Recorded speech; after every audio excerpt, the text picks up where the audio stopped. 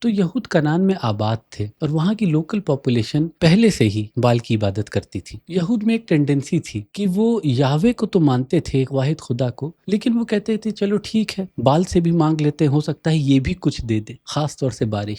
یہود کا جو بادشاہ تھا کنگ ایہاب، جو کہ 7واں بادشاہ تھا بنی اسرائیل کا، اس نے کنعان کی ایک عورت جیزابیل سے نکاح بھی کیا، اور یہ عورت سب سے بڑی فین تھی بال کی۔ اس وقت جو نبی موجود تھے وہ تھے الیاس علیہ السلام۔ ایک کمپٹیشن رکھا گیا، قربانی رکھی گئی، بال کے 25 نبی اس وقت موجود تھے۔ انہوں نے بہت دعائیں کری لیکن کچھ نہیں ہوا۔ الیاس علیہ السلام نے اپنے رب سے دعا کری اور ایک آگ آتی ہے آسمان سے اور اس قربانی کو جلا دیتی ہے۔ لیکن یہود نے یہاں بھی سبق نہیں سیکھا، کیونکہ وہ بال کو صرف بارش کے لیے نہیں پکارتے تھے، ایک اور بہت بڑی چیز تھی جس کے لیے وہ اس کی عبادت کرتے تھے، اور وہ ہے اولاد۔ بال کی عبادت میں ایک ریچول تھا زنا کرنے کا، جو بال کے ٹیمپل میں کیا جاتا تھا تاکہ انہیں اولاد مل سکے۔ لیکن جہاں اولاد کے لیے اتنا گناہ ہو رہا ہے، دوسری طرف اولاد کو لے کر کے ایک اور ہی گناہ چل رہا تھا۔ اس کے بہت ہی پکے ثبوت ملتے ہیں کارتھیج سے۔ ٹوفٹس کہتے ہیں ایک پاک جگہ جہاں پر کسی کو دفن کیا جاتا ہے، وہاں پر ملے ہیں مٹکے بچوں کی ہڈیوں کے ساتھ، اور پتھروں پہ لکھا ہوا ہے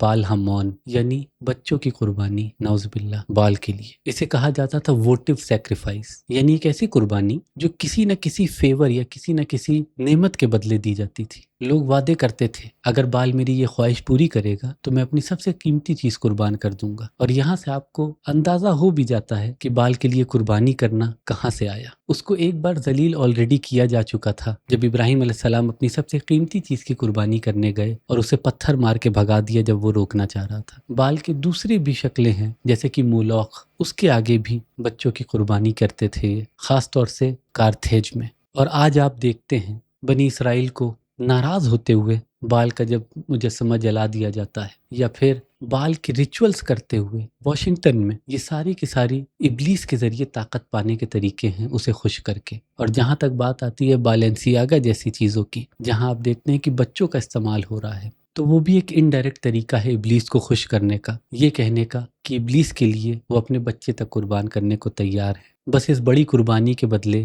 انہیں کوئی بڑی مراد پوری کرانی ہے۔ تو یہ ہے بال کی شروعات سے لے کے آج کے وقت تک اس کا اصل تصور۔